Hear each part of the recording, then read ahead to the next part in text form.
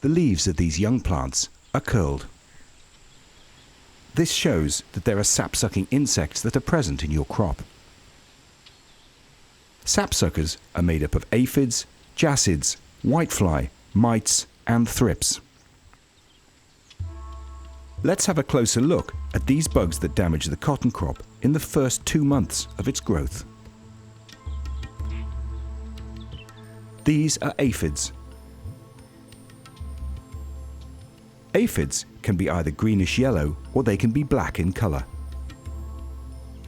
Although aphids occur all through the season, they can be extremely harmful to younger plants. You can recognize aphids in your crop by curling leaves like these.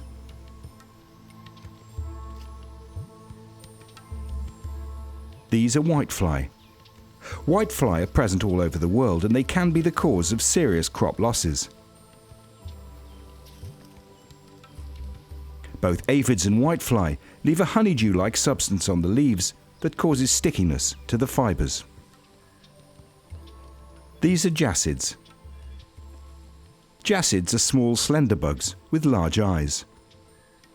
These insects cause severe damage to the crop in many parts of the world. Look out for plants with reddish leaf edges that are curled like these. The presence of jassids in your young crop can result in stunted plants, and this will result in low yields. These tiny bugs are mites.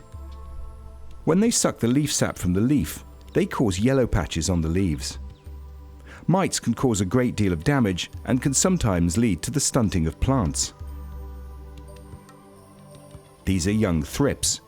Thrips rasp the tender leaves to feed on the sap, and they can cause severe damage to seedlings. Thrips can stunt the plants, and this will lead to delayed fruiting and maturity. Mirid bugs are another early season pest that causes damage to the bolls and squares, causing early square shedding, which can lead to delayed maturity and to low yields. Now let's take a look at a few early season good bugs and see how they can help keep these sap-sucking bad bugs in check. This is a ladybug beetle. Ladybug beetles feed on many sap-sucking insects. These are the eggs of ladybug beetles. When the eggs hatch, ladybug grubs look like this. The grubs can feed on 200 to 250 aphids every day.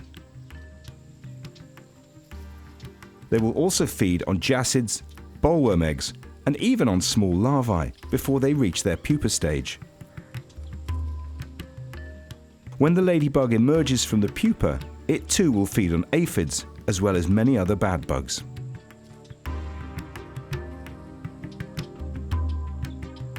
This is a lacewing.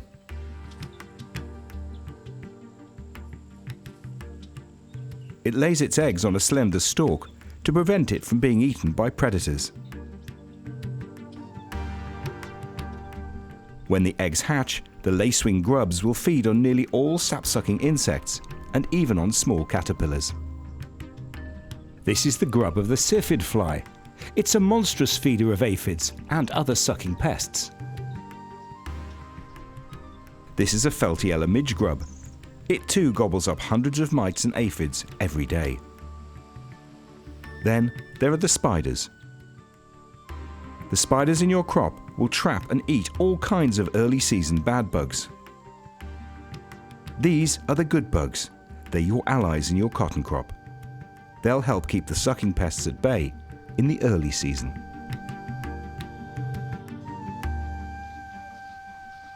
Amit always sprayed pesticides as soon as he spotted the first insects appearing in his crop.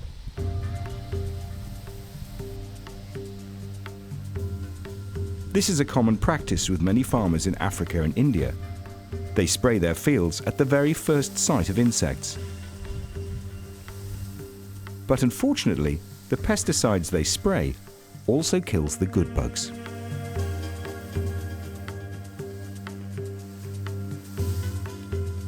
Insecticide spray is poisoning this adult lacewing. This ladybug is also being killed by pesticide. Once the pesticide has done its job, these beneficial insects will no longer be able to help you. Amit's first pesticide spray has killed both the good bugs and the bad bugs. Unfortunately, bad bugs survive pesticide better than good bugs. With the good bugs all gone, his fields are left unprotected.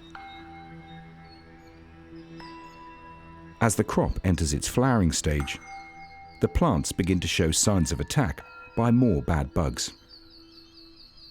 At the peak vegetative stage of the crop, caterpillars appear that chew the leaves. These leaves have been skeletonized by a leaf-eating caterpillar called Spodoptera. Spodoptera is very destructive and can strip a plant of all its foliage. Spodoptera also feeds on the squares, the flowers and the bolls. Each Spodoptera moth lays up to 2,000 eggs in batches. If these eggs are allowed to hatch, Spodoptera can cause serious economic damage to your crop. The easiest way to keep them under control is to simply remove the egg mass. But it's important to realize that not all leaf-eating caterpillars are harmful to your crop. This is a semi-looper. Semi-loopers can be recognized by their looping walk. They feed on the leaves of the cotton plant. Hairy caterpillars also feed on the leaves of the cotton plant. But it's important to realize that although these semi-loopers and hairy caterpillars chew the leaves, they don't actually do that much damage. In fact, these bugs are important for pest management in your crop, because friendly insect parasites lay their eggs inside the body of these caterpillars. When the eggs hatch, these parasites will emerge from inside their caterpillar hosts, and before long, they'll be attacking the bollworms that will soon begin to appear in your crop. After 2.5 months, the cotton crop enters its fruiting stage. And this is when bollworm begin to dominate. There are 3 main bollworm species that affect cotton: the pink bollworm, the American bollworm, and the spotted bollworm.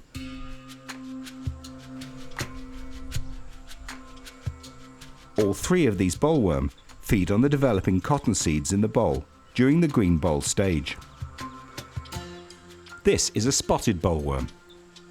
It bores into the shoots when the crop is young, and it later feeds on the squares and the bolls. This is an American bollworm. It's one of the world's most dreaded insect pests. It feeds on squares, flowers and bolls, and it causes significant yield losses. Each American bollworm moth lays more than 800 eggs. To find out if you have American bollworm in your crop, look out for flared-up squares.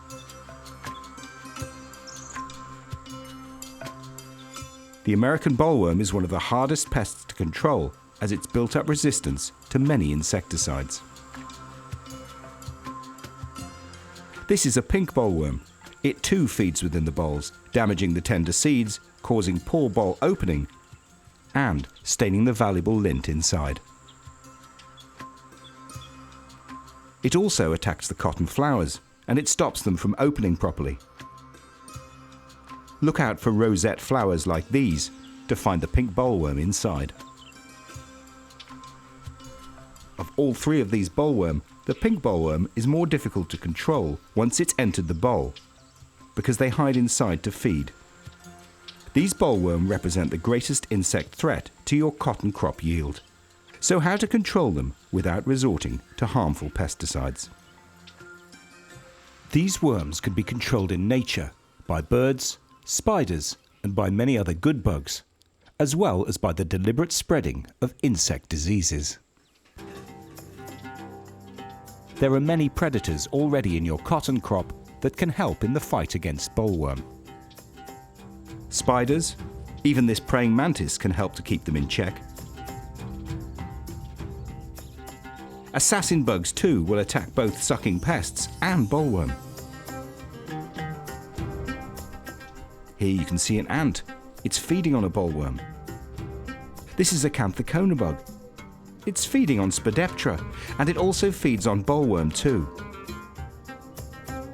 Then there are the parasitic wasps. These are trichogramma wasps. They lay their eggs inside bollworm eggs, and when the wasp eggs hatch, they destroy the bollworm eggs from the inside.